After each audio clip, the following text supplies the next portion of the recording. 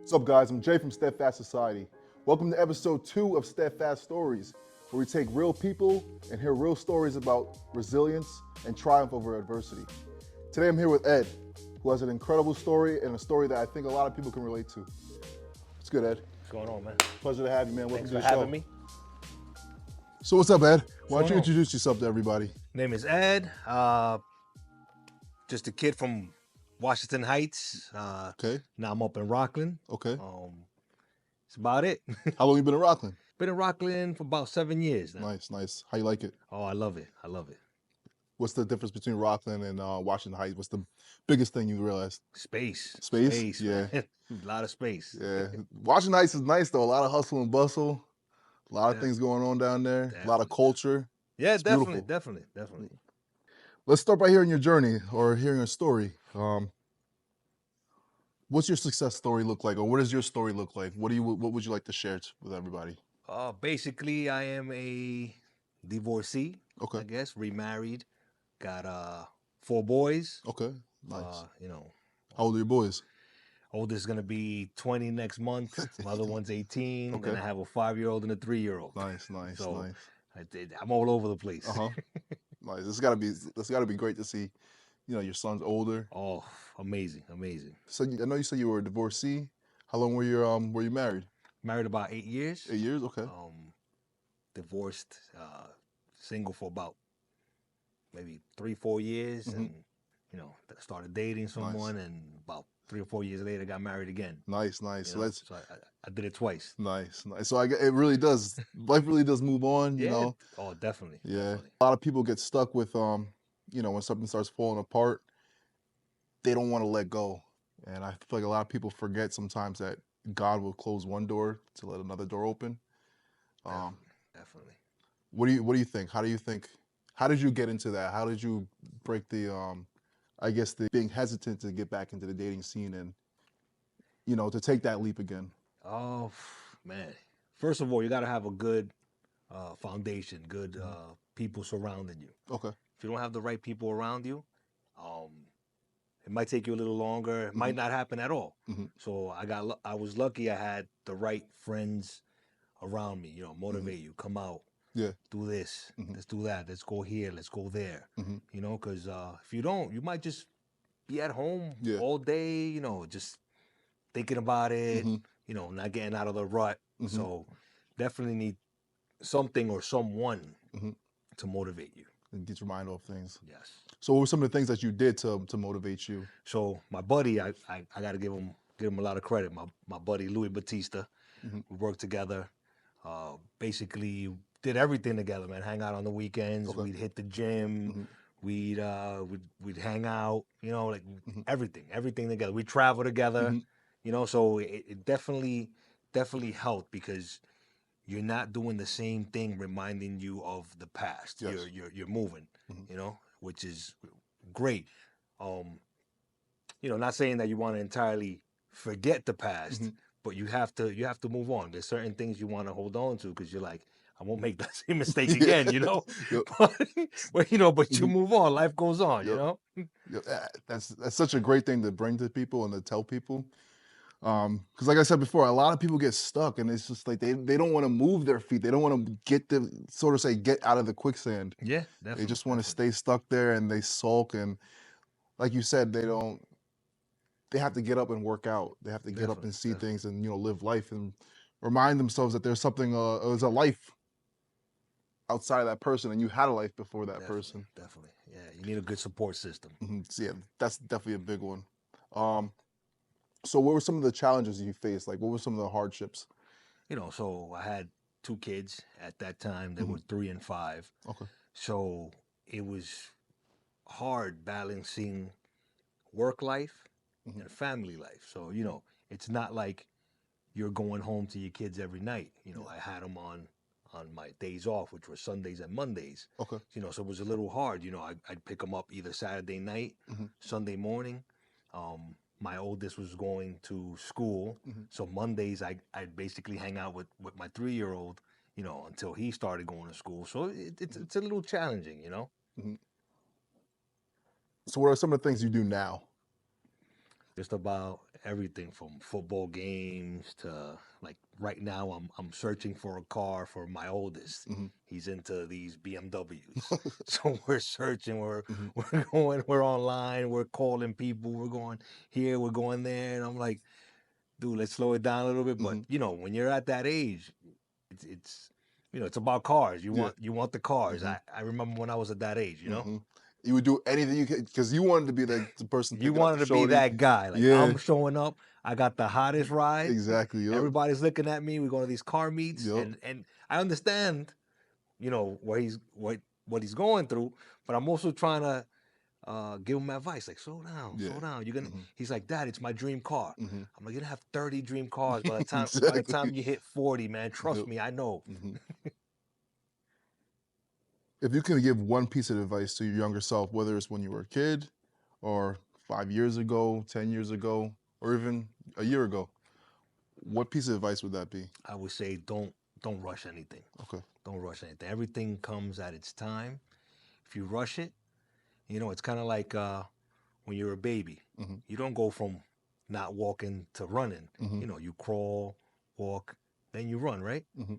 I'd say you can't skip any steps. Take it easy. It's gonna come in due time, and you know it won't fail. It won't fail you, man. So but your new marriage, how long have you been married now? Been married since 2016. So Congratulations. thank you, thank you. So we got 8 years in. Yeah. 8 years in. It's nice. What are some of the things you guys like to do? What keeps you guys strong? Traveling. Okay. Traveling, man. We like to go and discover new places, do new things, travel, food. You know, you try out new foods here and there. Yeah, that's it, man. Nice. So, what's some advice that you would give to a young couple or a young relationship that wants to get to that point and make it through the weeds and remain successful and loving to one another? I would say, you know, be real with each other. You have to build that trust. You know, with that trust where, you know, I'm doing this, I'm doing that. Be patient. Patience. You need patience. Yes. You need lots of patience. You know, that's it. And I would say, you know, if you're religious, you know, attend church. You know, that definitely helps. Definitely helps out. You know, as far as you know, getting towards that goal of marriage. You know. What's one piece of advice that you would currently give to somebody who may be going through a divorce or relationship might be on the rocks? Reach out to your friends, family. You know, I know sometimes people don't want to divulge too much information. You don't have to. Listen, a friend of mine called me and said, "Listen, I like to go out for a drink." Might read between the lines. Maybe he's going through something. You know, I'd take him out, go have a drink. Hey, what's going on? What's on your mind? You know, get the lines of communications going. You definitely have to speak about it. If you hold it in, at some point you're gonna blow up, and it might not be pretty. You know. I agree. I think it was one thing as men, we kind of shame ourselves for not talking to people. Oh man, trust me, all the time. Then All the time. we like to take things on the chin, and we think it makes us stronger sometimes. And I agree, sometimes it does make us stronger, but sometimes we can't handle everything on our own. You can't. And You know, to this day, my dad and I can never really get deep into feelings. You know, I'd come visit my parents. You know, hugging a kiss to my mom. My dad hates to be hugged and kissed, but I do it because I'm just a prankster like that. Give him a kiss. He's a little shorter than me, and we just look at each other. We're sitting in the living room and just look at each other. No deep conversations, nothing crazy. But you know, it's just being in each other's presence. You're like, okay, yeah. You know. We need that. Definitely. And it doesn't even have to be said sometimes, like you said, like how you said with your dad and you guys just know. Yeah. Even with your friends, like sometimes I can be going through some hard time and get on the phone with my friend. I may not even talk about it, but as long as I have that communication, definitely. and I think people shouldn't be afraid to even establish that.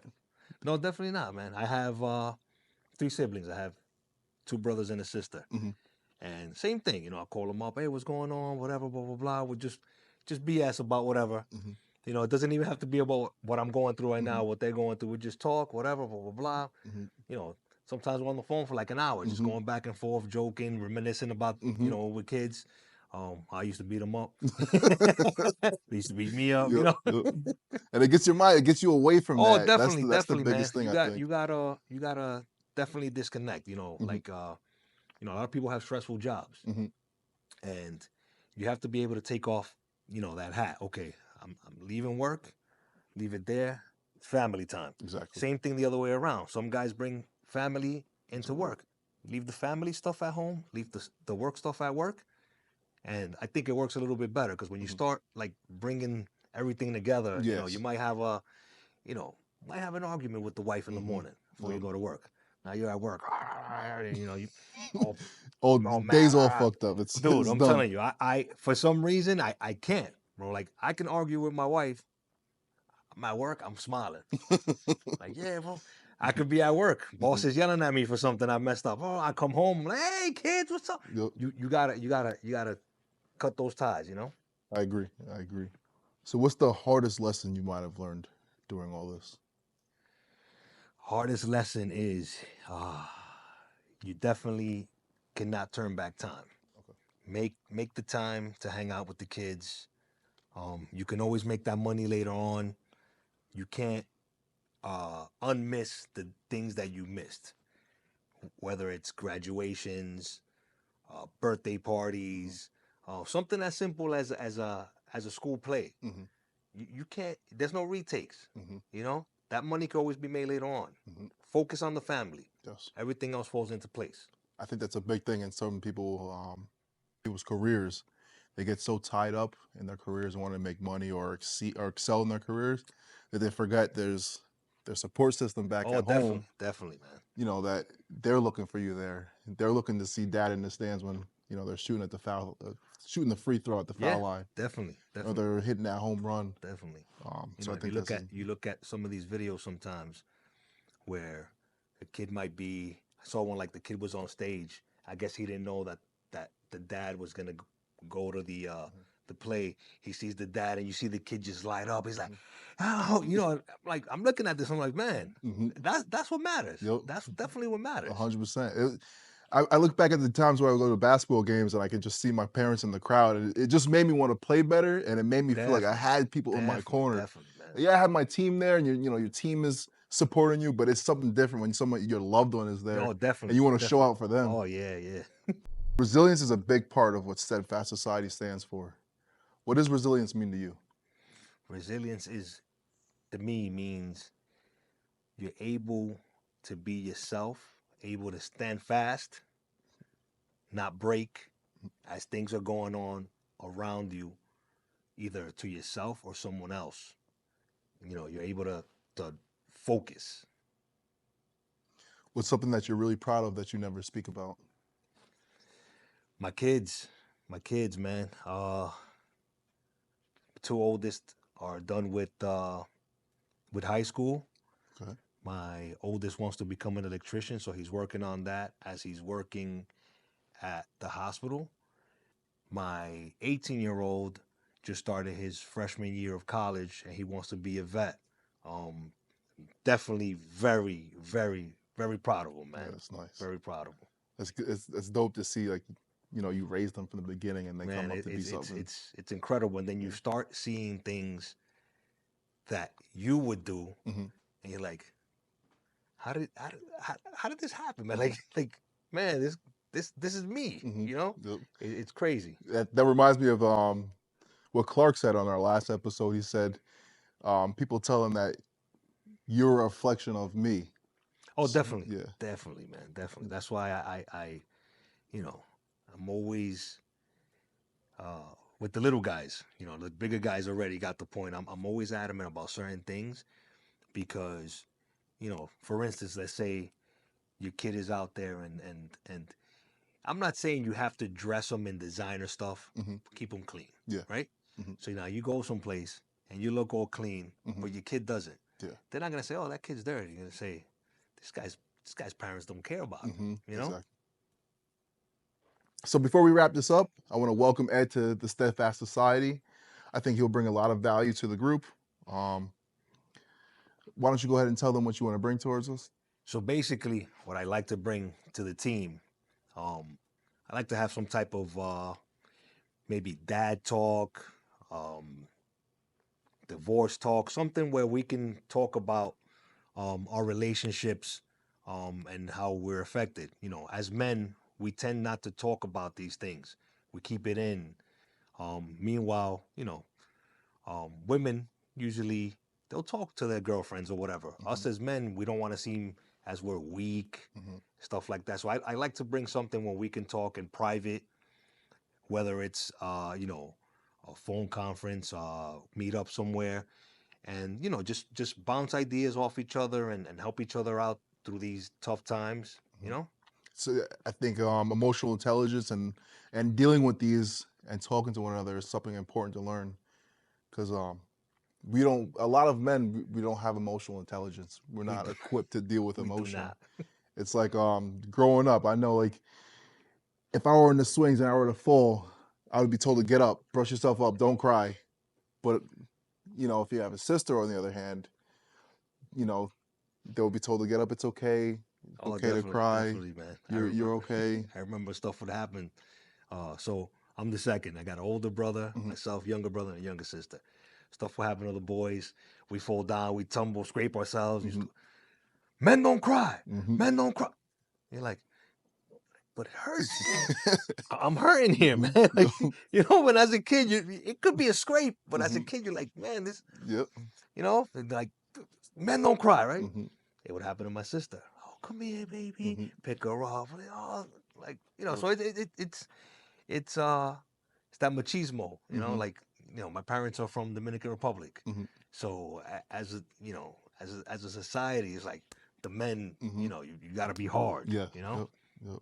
And sometimes, like you said, sometimes we may be hurting on the outside, but now when we're older, we're hurting on the inside. Oh, definitely. And we're not doing ourselves, you know, any favors by just keeping it there. You gotta definitely, you know, I would say not get that checked out, but you gotta talk on it. You gotta speak on it. You know, a lot of times you'll see guys, even myself, you know, as I was going through a divorce, all smiles, like, hey.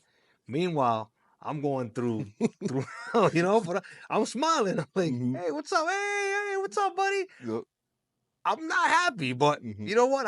I just, I'm a man, you know? Well, and I think this was definitely a great conversation to have, a great conversation for our viewers to hear, something that's real, something that definitely can resonate with a lot of people. We want to thank you for being on the show. Thank you for having me. I look forward to coming back. Awesome, I look forward to helping out. It's good. I look forward to, you know, helping this grow and helping people out, reaching our audience, and just like I said, man, just guys going through a tough time. Just want to help them out. Just want to help them out, man. You know. I think we're definitely gonna be able to help people out. Definitely. Thanks everybody for tuning in to the second episode of Steadfast Stories. If you want to be a part of the Steadfast Society and tell your story, go to SteadfastSocietyHQ.com, sign up, and let us know your story. See if we can get you on. If you like the merch, check out SteadfastSocietyHQ.com. Get your hands on some merch using code EDDIE for 10% off. If you'd like to follow and contact Eddie, you can contact him here on Instagram. Thank you guys. See you guys on the next episode.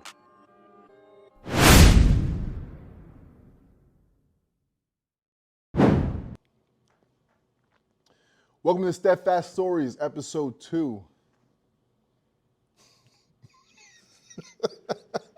This always happens, man. Yo, I want a clip with the bloopers, bro.